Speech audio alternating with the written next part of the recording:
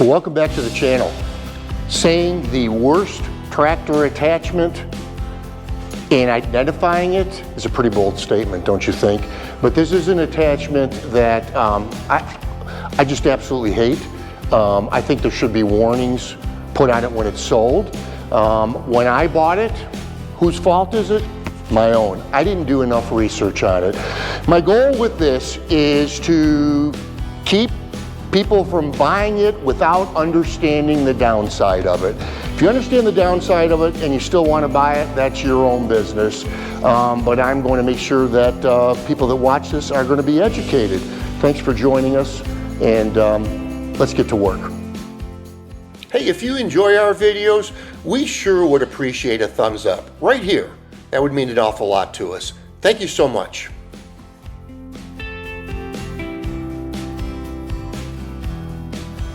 So here's what I'd ask. Right here, right now, hey, a thumbs up would be great. But in addition to that, put down in the comments what you think my answer is going to be as to the worst tractor attachment available. What do you think it is? And then we'll compare on an upcoming video and see what you guys guessed. You know, maybe I'll learn something too. Maybe I probably will. I usually do learn from you guys. But it'd be interesting to see what your thoughts are initially as to what I'm going to say versus after you've already heard my analysis of what I consider to be the worst tractor attachment available. Put it down in the comments right now.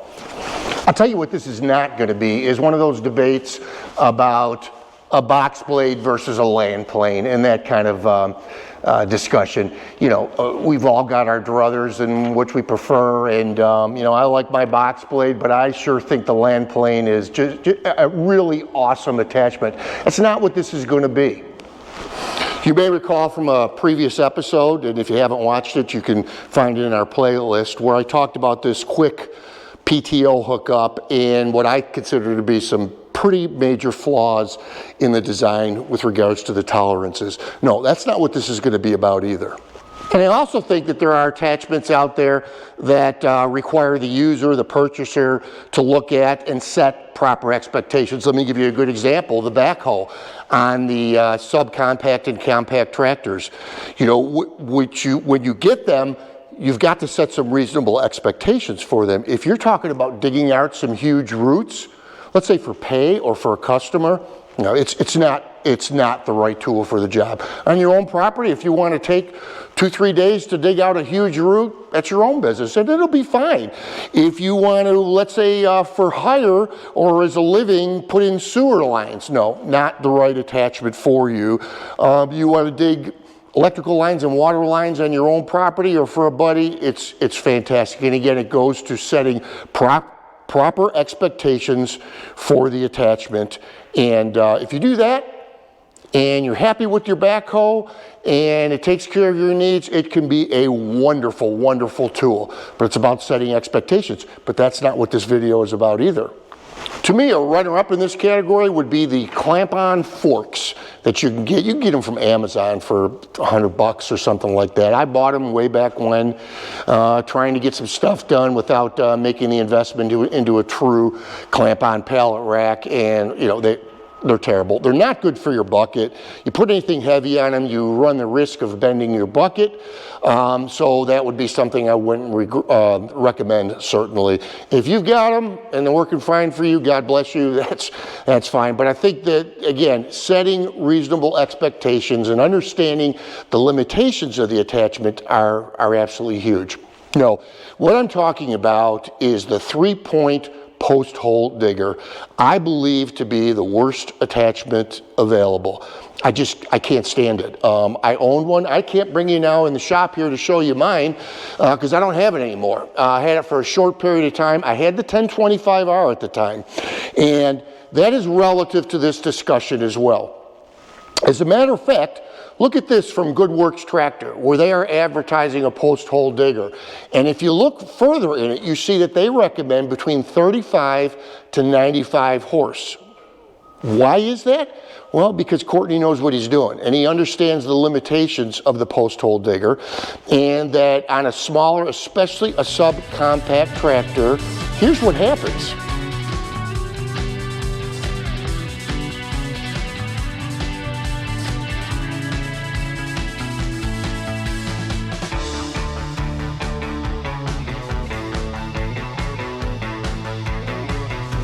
Well, you get it stuck so that you can't get it out of the ground. Now this is also relative to soil type.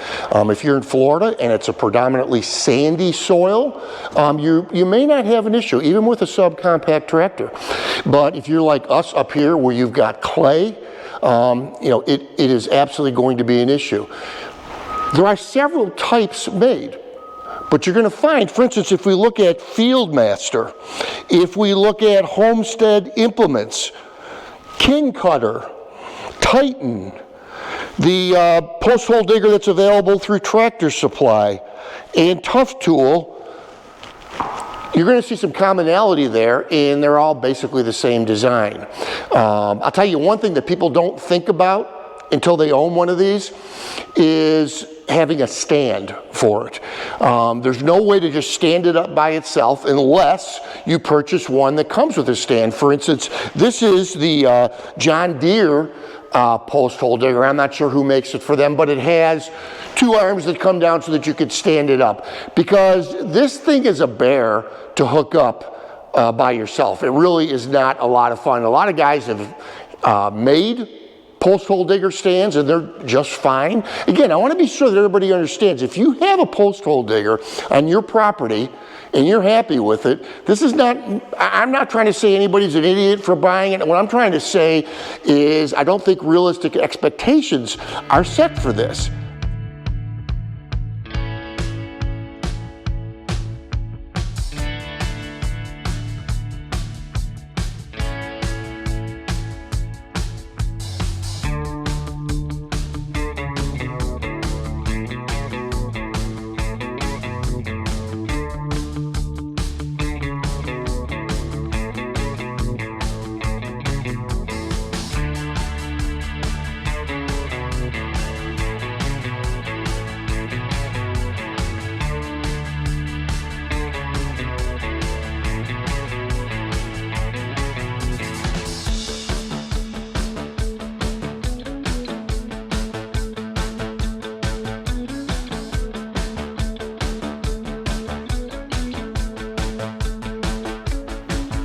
Let's take a look at it working, okay? Now this is our friend from Tale of Three Cabins with a 1025R, and he's using it, and he's just zipping along, and it's working fine for him and getting the job done.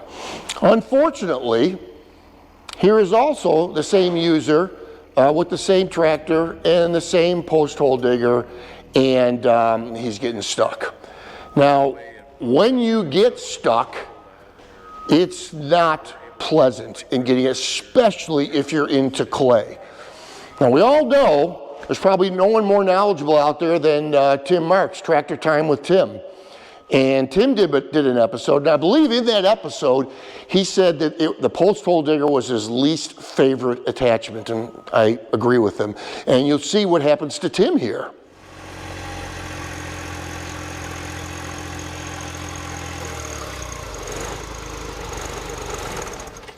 That's what I was afraid of. Yeah.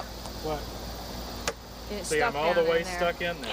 Then there's others, like Brock from Rock Hill Farms. Now, Brock has the same tractor I do, the 2038R, so it's 38 horsepower turbocharged, and he has the same, I think he titled his episode, How Many Times Can I Get This Thing Stuck?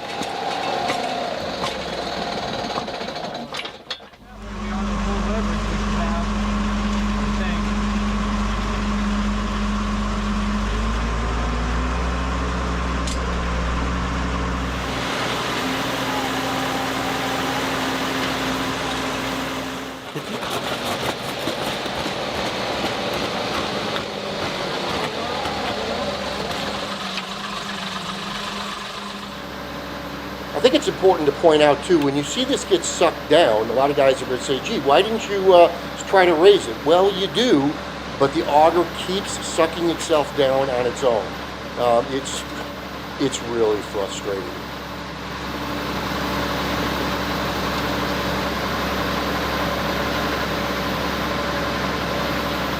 Because again, it's not fun when it gets stuck.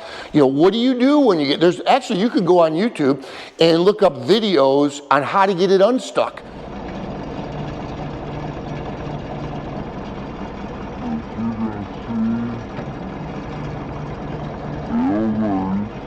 First thing, I'm gonna disconnect it. And then the trick is gonna be. That's how prevalent it is. And getting it unstuck, well, disconnecting the 3-point hitch, okay, while the auger is in the ground, and then trying to use pry bars. You see Tim used a pry bar while Christy got in the tractor and kind of rocked the tractor, and they were able to get it out.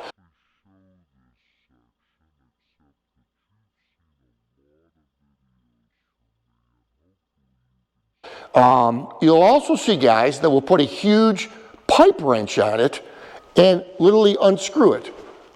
Unscrew it. That's the key.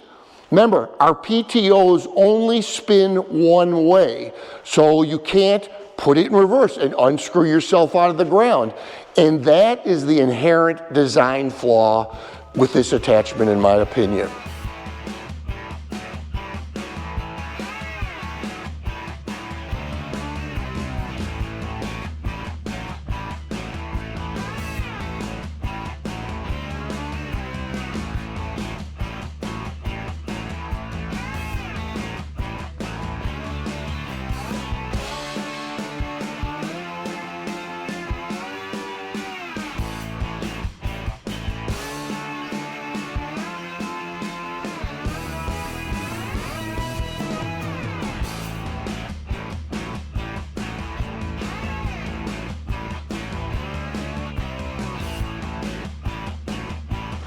So how do you solve it? Well, it's really quite simple. And you could do this with the 1025R, with a BX, all the way up to a 100-horse tractor. And that is with a loader-mounted auger. They are certainly more money, but you're gonna spend between $800 to $1,000 to $1,100 for a 3-point post hole digger. Yeah, so you're gonna spend more for a loader-mounted one, but you're gonna be able to reverse it.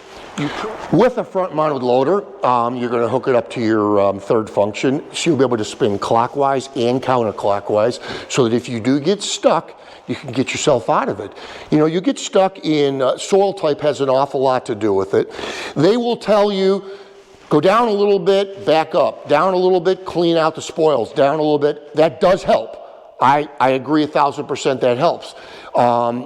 You can also get stuck on a huge tree root or a large rock. Having the ability to reverse that auger is absolutely critical. And here again, I want to qualify. You're on your own property, you've been using it, and it's fine. You get stuck, you don't mind it. God bless you. I think it's wonderful. When I got mine, my thoughts were, because I do work for other people, I was going to put out there as one of the services that I do is auging post holes. Well, I quickly changed my mind on that once I tried it out in our clay soil. I did it low speed, high speed, cleaned out the spoils, and got it stuck enough that I was pretty aggravated. Called the dealer, said I want to trade. I actually traded it in on my grapple, put that towards the grapple, and I would not own another one. And I wouldn't recommend anybody else owning it either. I hope you found this video of some benefit. I hope that you've seen over the year and a half or so that we've had this channel that when we talk about products, I don't hold back. I don't have anything sponsored. You're going to get my honest opinion. Not everybody's going to agree, and that's okay. What I would ask, again, down in the comments, is give me your thoughts on this video. Do you agree? Have you had similar issues? Have you been able to solve the 3-point post hole digger if you live in an area with a lot of clay? I always like using this forum for the benefit of all of us, right? Thank you so much for joining us. God bless you all, and we'll see you next time on Tractors in Life.